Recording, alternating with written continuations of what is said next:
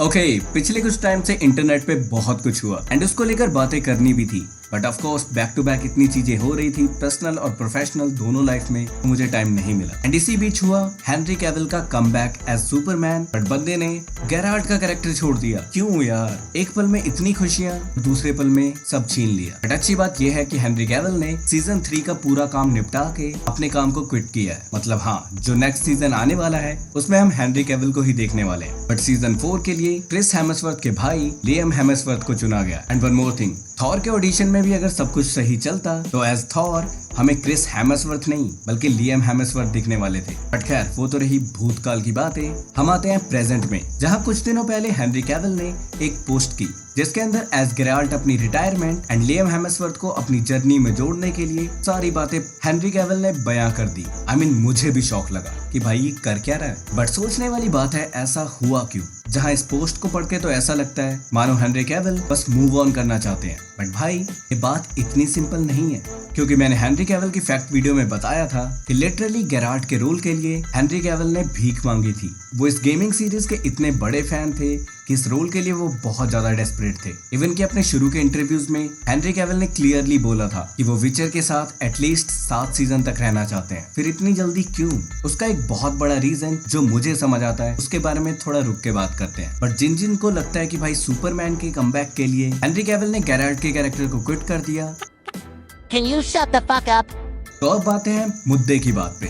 हमें पता है कि विचर अडेप्टेशन है उसकी नॉवेल्स का एंड इसके ऊपर नेटफ्लिक्स की सीरीज से पहले एक गेमिंग सीरीज बन चुकी है एंड इससे भी बहुत पहले इस पे एक प्रॉपर मूवी एंड एक टीवी शो बन चुका है। बट वो मूवी एंड टीवी शोज दोनों ही बहुत बड़े डिजास्टर थे, इसलिए नेटफ्लिक्स पर विचर को लाना बहुत टफ डिसीजन था। बट खैर, रिस्क है तो इश्क है। बट विचर सीरीज के साथ हमेशा एक प्रॉब्लम रही है, जहाँ फर्स्ट सीजन में तो सब कुछ ठीक ठाक था, फैंस और हेनरी कैविल दोनों को ज्यादा प्रॉब्लम नहीं थी। बट सीजन 2 बहुत ही ज्यादा अलग हो गया एंड यहाँ पे हेनरी कैविल एंड विचर के फैंस दोनों को बहुत प्रॉब्लम हुई। एंड हेनरी कैविल इतने बड़े इंथुजियास्ट हैं कि विचर की राइटिंग को लेकर उन्होंने इंटरनली और पब्लिकली हर जगह डिस्कस किया। सीजन 2 के रिलीज के बाद इसकी राइटिंग पे बहुत सवाल उठे कि सीजन 2 के राइटिंग को उस इंथुजियाज्म के साथ नहीं लिखा गया जो फैंस गेम्स एंड नॉवेल्स में फील करते हैं, और इसकी स्टोरी को काफी ज्यादा अलग बनाने की कोशिश की गई, जिसके बाद से बहुत सी चीजें बाहर आई। इवन की अंदर की बात तो ये है, विचर की नेटफ्लिक्स की टीम में बहुत से राइटर ऐसे हैं जिन्हें विचर सीरीज का सोर्स मटेरियल यानी कि नॉवल पसंद ही नहीं है, फिर भी ड्यू टू प्रेशर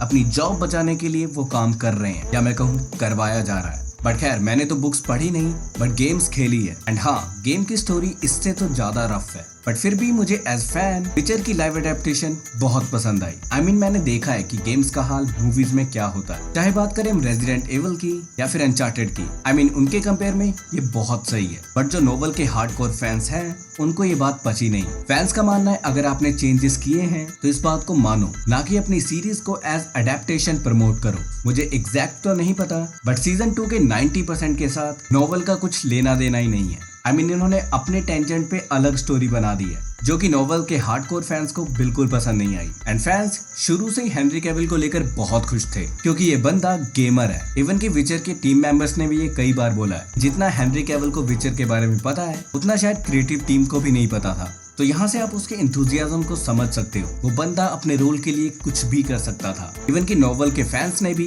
कई बार इंटरव्यूज में बोला है कि टोटली अडेप्टेशन ना होने के बावजूद भी हेनरी कैविल इस सीरीज को वॉचेबल बना रहे हैं। बट बजाय कि नेटफ्लिक्स अपने राइटर्स पर काम करे, नेटफ्लिक्स हेनरी कैविल पे प्रेशर डालने लगे कि जिस काम के लिए आपको रखा है वो काम करो। मतलब लिटरली बंदे को दबाया जा रहा था। मतलब बंदे की क्रिएटिव चॉइस भाड़ में गई। एंड मेरा मानना ये है कि 3rd सीजन में ये बात बहुत ज्यादा बढ़ गई होगी। तो नेटफ्लिक्स ने सोचा कि जैसे तैसे हेनरी कैविल वाले गेराल्ट का आर्क पूरा करके इसे सीजन 3 में खत्म करो। एंड ऐसा हुआ भी। सीजन 3 के कंप्लीट होने के बाद हेनरी कैविल ने सिंसियरली नेटफ्लिक्स एंड विचर को क्विट कर दिया एंड ये काफी अच्छे से किया।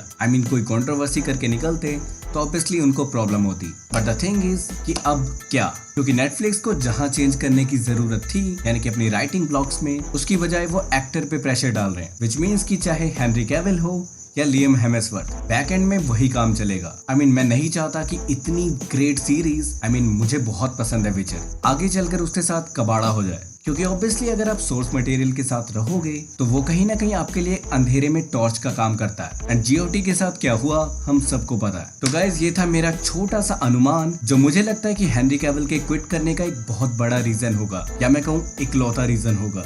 ऑफ कोर्स मैं गलत भी हो सकता हूँ, बट डेमोक्रेसी है भाई, कुछ भी कोई भी सोच सकता है, कोई भी बोल सकता है।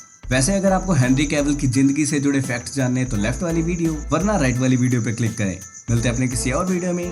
Tata bye bye.